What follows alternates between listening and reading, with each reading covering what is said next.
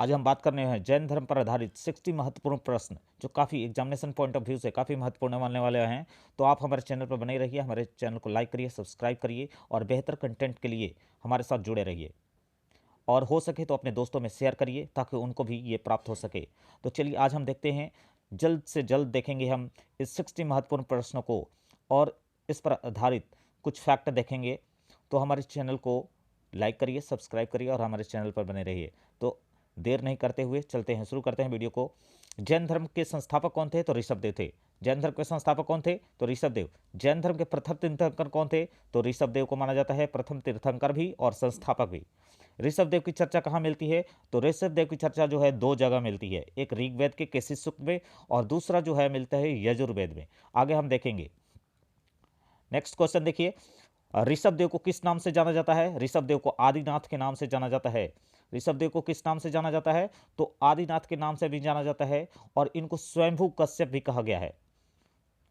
ऋग्वेद एवं गोपत ब्राह्मण में, ऋग्वेद एवं गोपत ब्राह्मण में ऋषभदेव को क्या कहा गया है? देखिए आपको यहाँ आ गया कि ऋग्वेद में और गोपत ब्राह्मण, तो यहाँ ऋग्वेद है और एक गोपत ब्राह्मण है, उसमें ऋषभदेव को जो है वो स्वयंभू कश्यप कहा गया। मैंने दो नाम इनके बताए, एक आपको आदिनाथ और दूसरा है जो है स्वयंभू कश्यप। आदिनाथ जो है वो आपका ऋग्वेद में मिलता है, जबकि स्वयंभू कश्यप जो है वो आपका गोपत ब्राह्मण में मिलता है और ऋग्वेद में भी इनका नाम जो है वो स्वयंभू कश्यप मिलता है।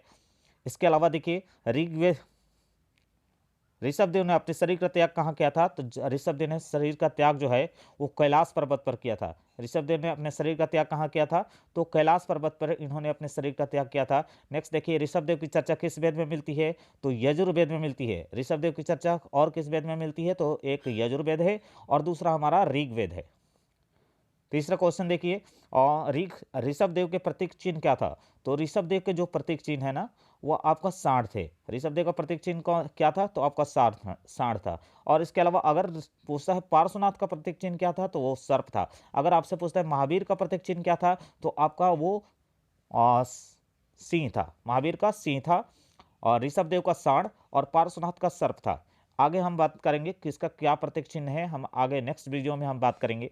महावीर से पहले जैन धर्म में कितने तीर्थंकर हुए हैं? महावीर से पहले जैन धर्म में वो 23 तीर्थंकर हुए हैं। जैन धर्म के 23वें तीर्थंकर कौन थे? तो जैन धर्म के जो 23वें तीर्थंकर हैं ना वो पार्श्वनाथ थे।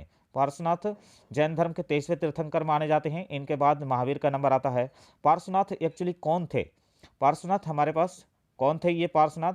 तो देखिए पार्श्वनाथ जो है ना इसमें कुछ महत्वपूर्ण चीजें हैं। पहला जो है पार्श्वनाथ अश्वसेन के पुत्र थे। किसके पुत्र थे? तो अश्वसेन के पुत्र थे, पहला क्वेश्चन हो गया। दूसरा है पार्श्वनाथ की माता का नाम क्या था? माता का नाम बामा था। और ये अश्वसेन कौन थे? तो अश्वसेन जो है वो पूछेगा किस वंश के थे? तो इक्ष्वाकु वंश से थे।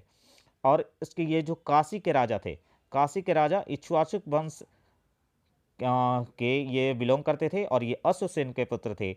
दूसरा जो है, जो इनकी माँ जो थी वो बामा थी, जो कौशल स्थल के जो राजा थे नरबर्मन, उनकी पुत्री थी। नेक्स्ट देखिए, पार्श्वनाथ ने किस वर्ष की अवस्था में, पार्श्वनाथ ने किस वर्ष की अवस्था में संन्यास ग्रहण किया था? तो पार्श्वनाथ ने जो है वो 30 वर्ष की अवस्था में संन्यास ग्रहण किया था। 30 वर्ष की अवस्था में। अगर महावीर का पूछता है तो उनका भी जो था वो 30 वर्ष की अवस्था था और अगर गौतम बुद्ध का पूछता है तो वो 29 वर्ष की अवस्था में संन्यास ग्रहण किए थे। नेक्स्ट देखिए, पार्श्वनाथ को कितने दिनों के बाद ज्ञान की प्राप्ति हुई थी? पार्श्वनाथ को 90 दिन के बाद जो है इनको ज्ञान की प्राप्ति हो गई थी, या जिसको कह सकते हैं 3 माह या 90 दिनों के बाद जो है इनको ज्ञान की प्राप्ति हो चुकी थी। नेक्स्ट देखिए हमारे पास क्वेश्चन जो है, पार्श्वनाथ की जो प्रथम अनुयायी कौन थी? तो पार्श्वनाथ की जो प्रथम अनुयायी जो थी वो उनकी माता बामा थी। पहला बात की उनकी माँ जो है ये बामा थी और ये नरबर्मन की पुत्री थी और ये कौशल नरेश की पुत्री थी। ये जो और दूसरी इनकी जो अनुयायी बनी थी वो इनकी पुत्री खुद की प्रभावती बनी थी। नेक्स्ट क्वेश्चन हम बात कर लेते हैं, पार्श्वनाथ ने अपने शरीर का त्याग कहाँ किया था? तो पार्श्वनाथ ने अपने शरीर का त्याग जो है ना वो झारखंड के समवेत शिखर पर किया था। झारखंड के समवेत शिखर पर इन्होंने अपने शरीर का त्याग किया था। और अगर यही पूछता ऋषभदेव ने कहाँ किया था? तो ऋषभदेव ने कैलाश पर्वत पर किया था। नेक्स्ट देखिए, पार्श्वनाथ द्वारा दी गई शिक्षा क्या थी? पार्श्वनाथ ने 4 शिक्षाएं दी थी। पहला, हिंसा नहीं करना। पहला इन्होंने क्या कहा? हिंसा नहीं करना। दूसरा इन्होंने क्या कहा, सदा सत्य बोलना। तीसरा इन्होंने कहा चोरी नहीं करना, और चौथा जो है संपत्ति नहीं रखना। ये 4 शिक्षाएं जो है हमारे पार्श्वनाथ द्वारा दी गई थी, जिसको सत्य, अहिंसा, अस्तेय और अपरिग्रह कहा गया है। नेक्स्ट देखिए, जैन धर्म का वास्तविक संस्थापक किसे माना जाता है? तो जैन धर्म का वास्तविक जो संस्थापक है वो महावीर को माना जाता है। मैं कंफ्यूजन नहीं हो गया, जैन धर्म का संस्थापक जो है वो जरूर ऋषभदेव ने किया था, लेकिन वास्तविक संस्थापक जो है वो महावीर को माना जाता है। जैन धर्म के अंतिम तीर्थंकर के रूप में किसे जाना जाता है? तो जैन धर्म के अंतिम तीर्थंकर के रूप में महावीर को जाना जाता है। महावीर के बाद कोई तीर्थंकर नहीं हुए हैं, इस बात को ध्यान रखेंगे। नेक्स्ट क्वेश्चन हम बात कर लेते हैं। नेक्स्ट कहते हैं महावीर किस नंबर के तीर्थंकर थे? तो महावीर जो है वो 24वें नंबर के तीर्थंकर माने जाते हैं। महावीर का जन्म कहाँ हुआ था? तो महावीर का जो जन्म हुआ ना, वैशाली के कुंड ग्राम में हुआ था। वैशाली के कुंड ग्राम में हुआ था इनका जन्म 540 ईसा पूर्व में। महावीर के पिता का नाम क्या था? महावीर के पिता का नाम जो है सिद्धार्थ था, जो ज्ञात्रिक कुल के सरदार थे। महावीर की माता का नाम क्या था? महावीर की जो माता का नाम जो है ना वो त्रिशला था। ये लिच्छवी के राजा चेटक की बहन थी। नेक्स्ट क्वेश्चन देखिए, महावीर के बचपन का नाम क्या था? महावीर के जो बचपन का नाम था वो वर्धमान था। महावीर की पत्नी का नाम क्या था? महावीर की पत्नी का नाम यशोदा था। महावीर की पुत्री का नाम क्या था? अनोज्या प्रियदर्शनी था। ये महावीर की जो पुत्री थी उनका नाम जो है अनोज्या प्रियदर्शनी। पिता का नाम सिद्धार्थ, बचपन का नाम वर्धमान, पत्नी का नाम यशोदा और इनकी पुत्री का नाम अनोजा प्रियदर्शनी। तो हमारे चैनल पर बनी रहिए, हमें लाइक करते रहिए, हमें सपोर्ट करते रहिए और सब्सक्राइब करना नहीं भूलिए। महावीर जो है, ये महावीर आप कट कर लेंगे क्योंकि 2 बार लिखा गया है। महावीर के बड़े भाई का नाम क्या था? तो नंदीवर्धन था बड़े भाई का नाम। बड़े भाई का नाम क्या था? नंदीवर्धन। तो उसका मैं आपको फिर से रिपीट करता हूँ। पत्नी का नाम यशोदा, पिता का नाम सिद्धार्थ, माता का नाम बामा, सॉरी माता का नाम त्रिशला, और जो है वो पुत्री का नाम जो है वो अनोजा प्रियदर्शनी। किस वर्ष की अवस्था में महावीर ने संन्यास ग्रहण किया था? तो महावीर ने 30 वर्ष की अवस्था में संन्यास ग्रहण किया था। महावीर ने कितने वर्ष की अवस्था में? 30 वर्ष की अवस्था में। पार्श्वनाथ भी 30 वर्ष की अवस्था में संन्यास ग्रहण किए थे, और आपका जो ऋषभदेव हैं वो भी 30 वर्ष की अवस्था में संन्यास ग्रहण किए थे। महावीर कहाँ भिक्षुक बने थे? महावीर जो है वो संड वन में बने थे।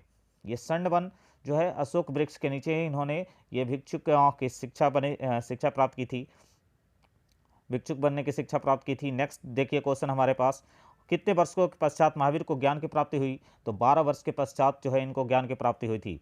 जबकि पार्श्वनाथ जो पार्श्वनाथ थे उनको 3 माह के अंदर ही इनको ज्ञान की प्राप्ति हो चुकी थी।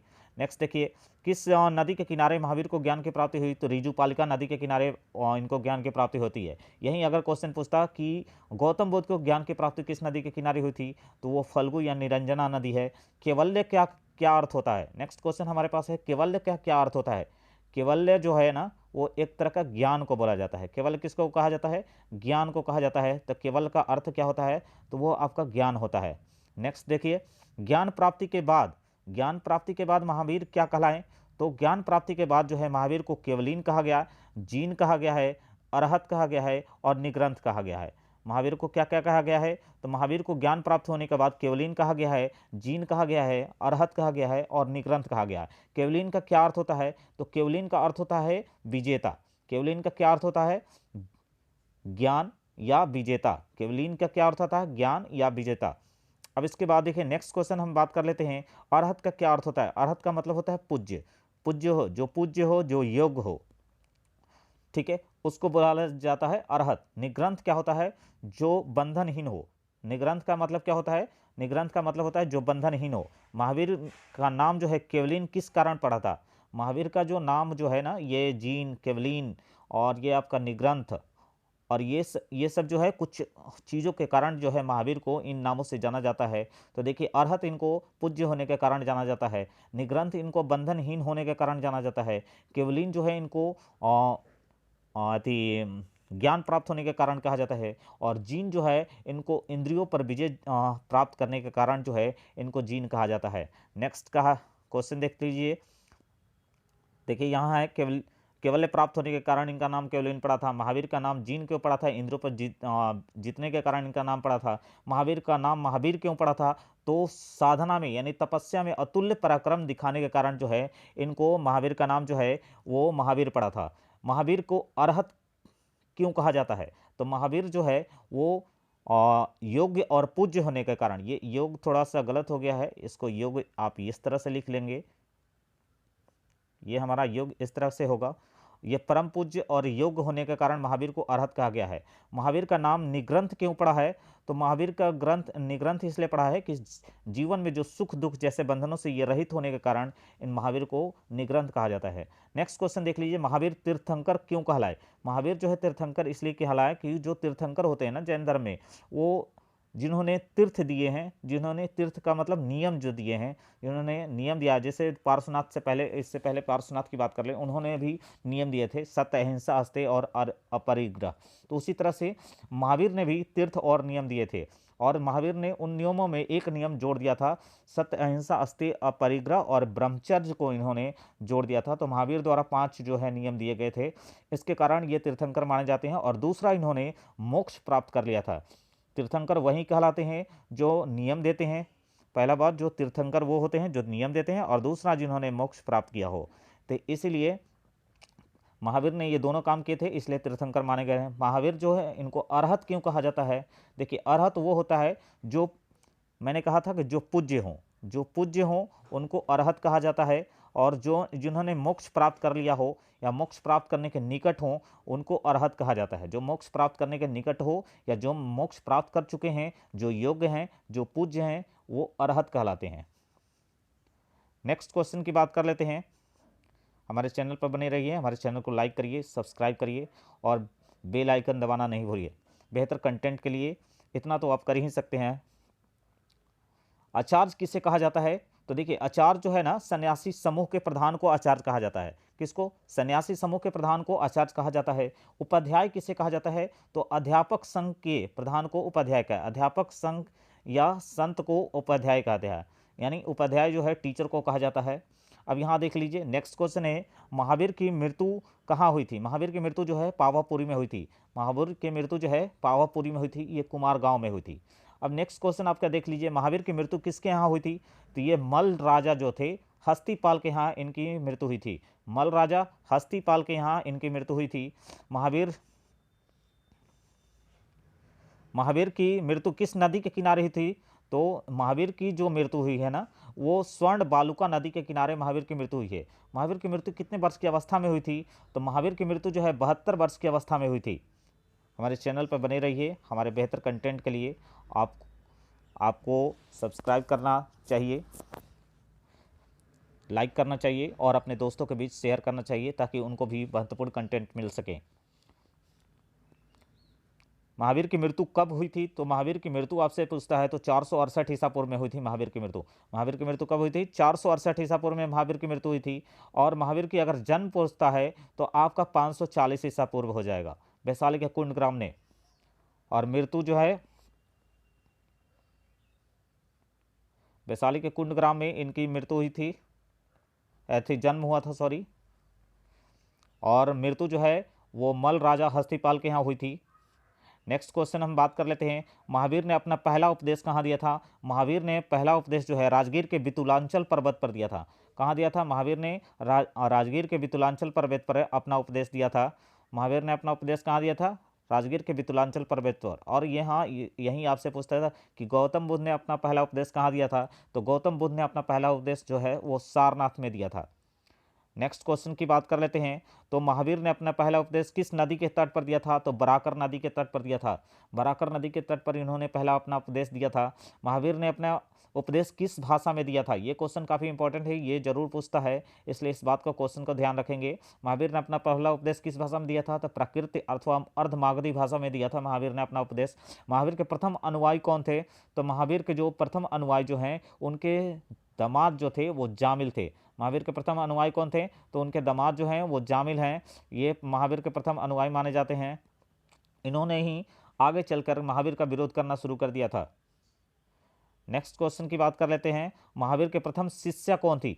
तो महावीर के जो प्रथम शिष्या है वो चंपा थी। वो ये चंपा कौन थी? ये अंगराज दधिवाहन की पुत्री थी। अंगराज और दधिवाहन की क्या थी? ये पुत्री थी, और ये महावीर की प्रथम शिष्या बनी थी।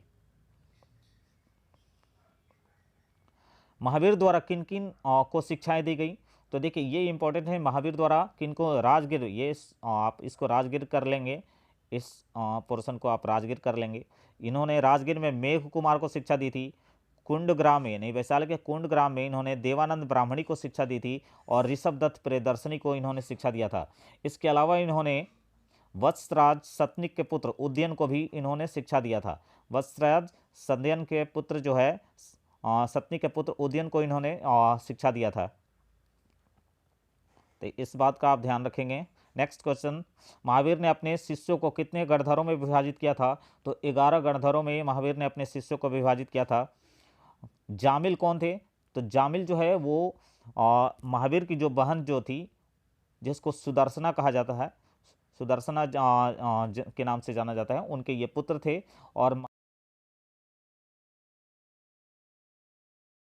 सिद्धांत जो है वो किसने दिया था? बहुत्तरवाद जो है, ये आपसे क्वेश्चन पूछता है। बहुत्तरवाद का जो है एक तरह का संप्रदाय है जिसको जामिल ने चलाया था। किसने चलाया था? जामिल ने। बाद में जामिल का विरोध किसने किया था? बाद में जामिल का विरोध जो है वो हमारा तीस गुप्त ने किया था। बाद में जामिल का विरोध किसने किया था? जामिल का भी विरोध हमने बताया कि शुरू हो गया था, और वो जामिल का विरोध किसने शुरू किया था? तो तीस गुप्त। तो इसी तरह से हमारे चैनल पर बने रहिए। महत्वपूर्ण प्रश्नों को देखने के लिए हमारे वीडियो का इंतजार करें।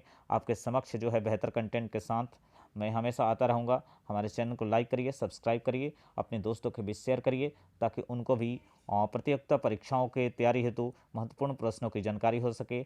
अपना शिक्षा बेहतर बनाइए, हमारे साथ फ्री टीचिंग का मजा लीजिए। धन्यवाद। आपका दिन शुभ हो।